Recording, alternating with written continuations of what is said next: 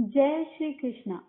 दीपावली के दूसरे दिन अन्नकूट मनाया जाता है, यानी कार्तिक मास की प्रतिपदा तिथि के दिन अन्नकूट महोत्सव और गोवर्धन पूजा का पर्व मनाया जाता है। अन्नकूट का अर्थ है अन्न का ढेर। आज ही के दिन योगेश्वर भगवान कृष्ण ने इंद्र का मान मर्दन करते हुए अपने वाम हस्त की कनिष्ठा उंगली के नख पर गोवर्धन पर्वत उठाकर इंद्र के कोप से ब्रजवासियों की रक्षा की थी।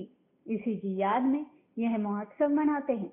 इस बार गोवर्धन पूजा एवं अन्नकूट पूजा के लिए शुभ मुहूर्त है 21 अक्टूबर 2025 को शाम 5:54 से प्रारंभ हो जाएगी प्रतिपदा तिथि, जिसका समापन होगा 22 अक्टूबर 2025 को रात्रि 8:15 बजे।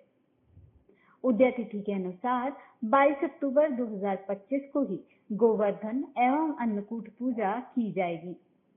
गोवर्धन पूजा प्रातःकाल का मुहूर्त रहेगा सुबह 6:26 से 8:42 के बीच।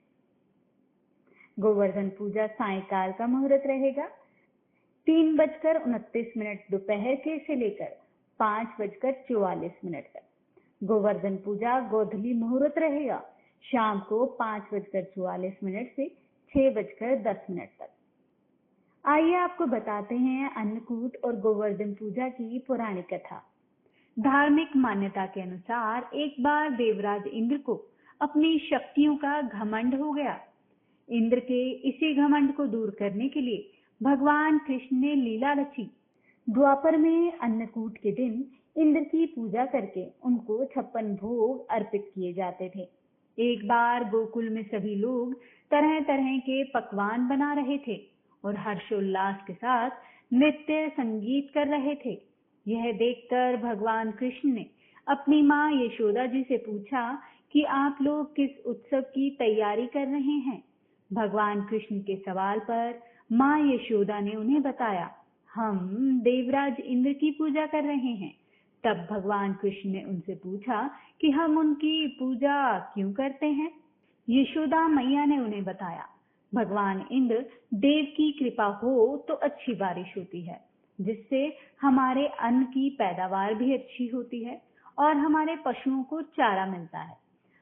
माता की बात सुनकर भगवान कृष्ण ने कहा, गोवर्धन पर्वत की हमें पूजा करनी चाहिए, क्योंकि हमारी गाय तो वहीं चारा चरती है और वहां लगे पेड़ पौधों की वजह से ही बारिश होती है।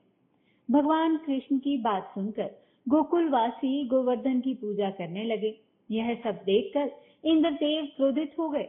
उन्होंने इसे अपना अपमान समझा और ब्रज के लोगों से बदला लेने के लिए मूसलाधार बारिश शुरू कर दी। बारिश इतनी विनाशकारी थी कि गोकुलवासी घबरा गए। तब भगवान कृष्ण ने गोवर्धन पर्वत को अपनी उंगली पर उठाया और सभी लोग इसके नीचे आकर खड़े हो गए।